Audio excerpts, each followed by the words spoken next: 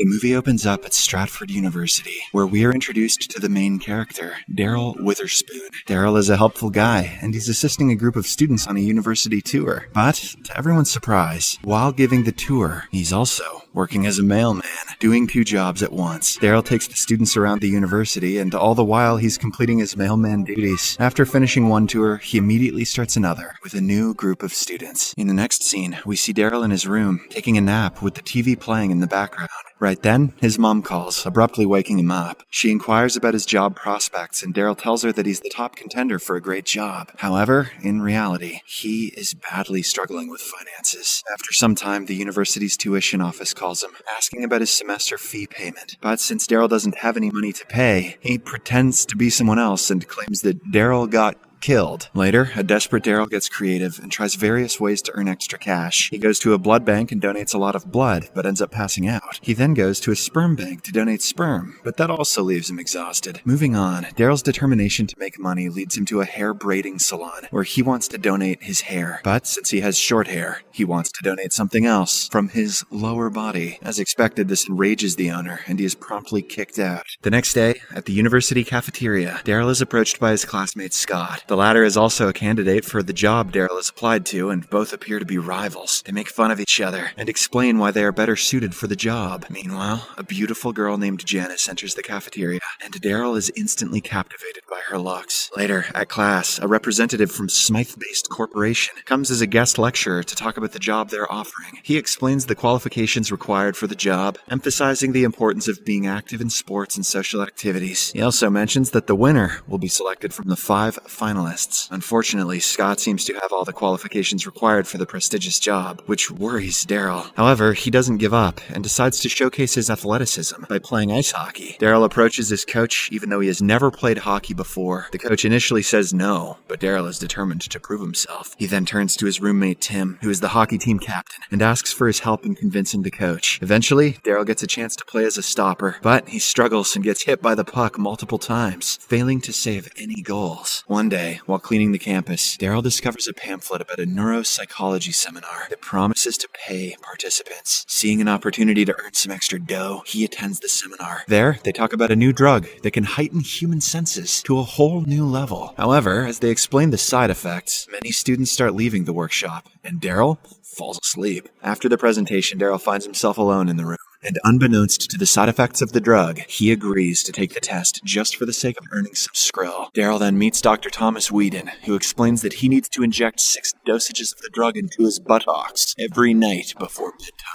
Dr. Whedon also warns Darryl about possible disorientation and side effects he might experience in the initial usage of the drug. Later in the evening, Darryl attends a fraternity party with the hope of making new friends. There, he comes across Janice once again and gathers the courage to ask her out. Surprisingly, she agrees to go out with him, which makes Darryl happy. However, his joy is short-lived when Scott arrives there and insults him in front of everyone. Feeling hurt and left out, Darryl decides to leave the party. Once he reaches home, he decides to take the first dosage of the drug as suggested by the doctor. The following day, during an exam in Professor Engel's class, Darryl starts experiencing the drug's side effects in an intense way. His senses have become extra sensitive, as the ordinary sounds like pencils writing or watches ticking start to bother him. Even the lights reflecting off a classmate's diamond necklace unsettle him.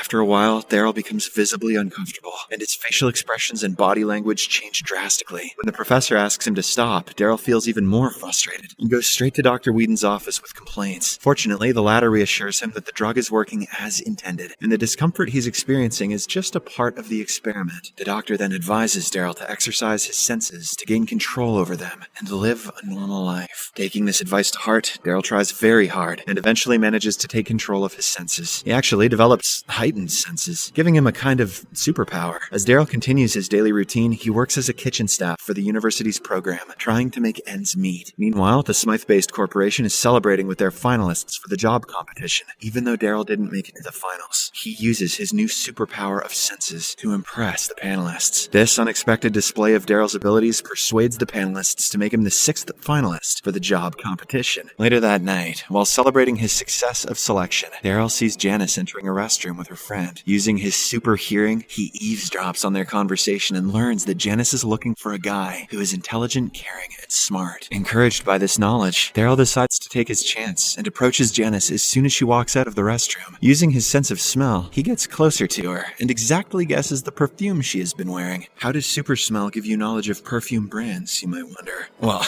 I don't know. This impresses Janice, and she asks if he would like to have dinner with her. She even kisses him on the cheeks, making him blush. The next day, Tim spots Darryl using injections on his buttocks and deduces that he is drugged. Later in college, Darryl impresses the hockey coach with his skillful skating and even saves a puck flying towards them, preventing an accident. As a result, he is allowed to join the team. Taking full advantage of this opportunity, Derek excels in the game, saving every goal. Even Scott is left in awe of his performance. The scene then shifts to an inter-college ice hockey match, and the commentators mention that Stratford University has a terrible history with the game. But this time, they have no idea that Darryl is playing as the goalie. His team takes an early lead, and he manages to stop virtually everything thrown at him. In the end, Stratford wins a game for the first time ever, and everyone celebrates the success. Next, Darryl goes for an interview at the Smythe-based corporation office. Using his superpower, he listens to the questions being asked in the interview. Darryl then fills in the information that other interviewees had missed earlier during his own interview. With this, he impresses Randall Tyson, one of the board members who wants Darryl to impress Arlo Vickers, a potential client of their company. Our boy agrees to do this right away. Tyson then informs Darryl that the final decision will be made within 5 days. That night, Darryl invites Janice for dinner and cooks delicious meals for her. Later, the duo enjoys the food and each other's company. During the conversation, Darryl impresses Janice by dedicating beautiful and romantic lines for her from a poem that his roommate Tim is reading in the other room. Surprisingly, this excites her so much that she kisses him. They then end up having intercourse, but Darryl ejaculates prematurely, a problem that disappoints Janice and prompts her to leave. The next day, Darryl surprises his family by bringing Janice along and introducing her to everyone. His mother praises his friendly behavior to Janice, while Darryl talks with his siblings. Before leaving, Darryl gives some money to his mother to help her with household expenses, making her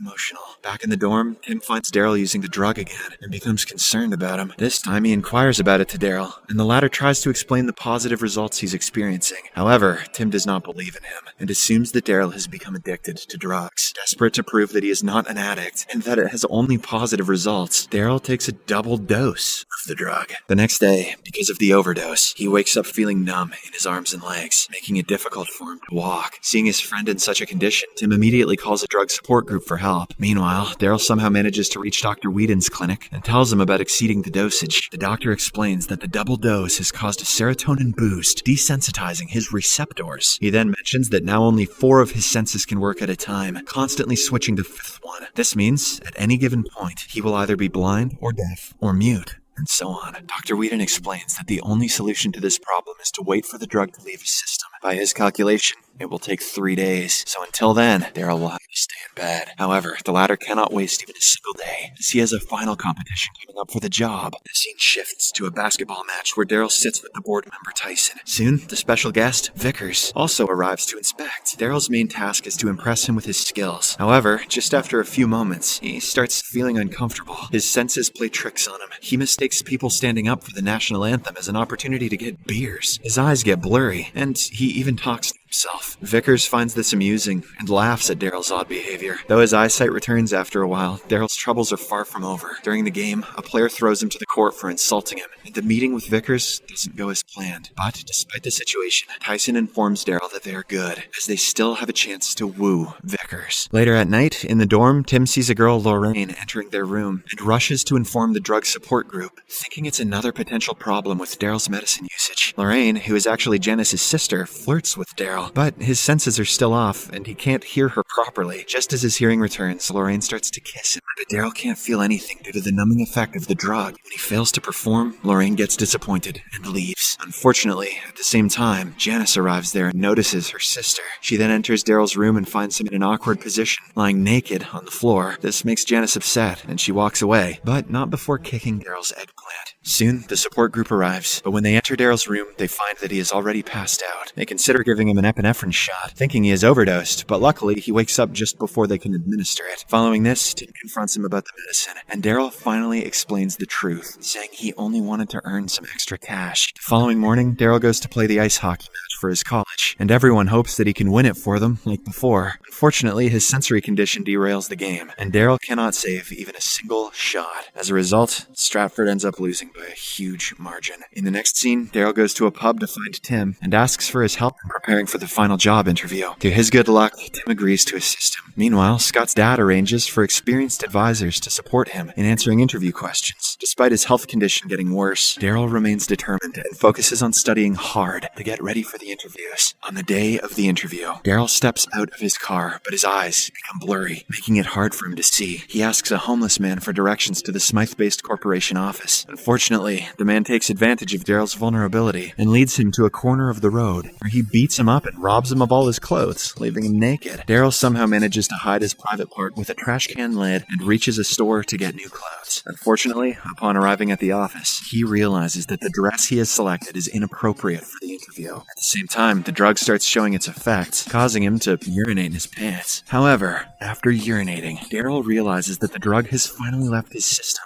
He is totally back to normal. He then enters the competition room, defending his attire by saying that he is allergic to formal clothing. Soon, the final round of interviews begins, and Darryl and Scott end up competing against each other. When faced with a tiebreaker question from Professor Engel, Scott fumbles with his response, but Darryl comes up with a brilliant answer. This impresses Tyson, and he offers Darryl the job. However, our boy feels guilty about cheating with the drug, so he comes clean about his actions on stage. Despite the shocking revelation, Tyson respects his honesty and offers him a junior-level job. Fast forward to a year later, we see Darryl as a junior analyst, entering the Smythe-based corporation building to start his dream job. The movie ends with a heartwarming scene, revealing that Darryl and Janice have gotten married and are moving into a new house with their family. Subscribe for more videos like this, turn on notifications, and leave a like. Thank you for watching.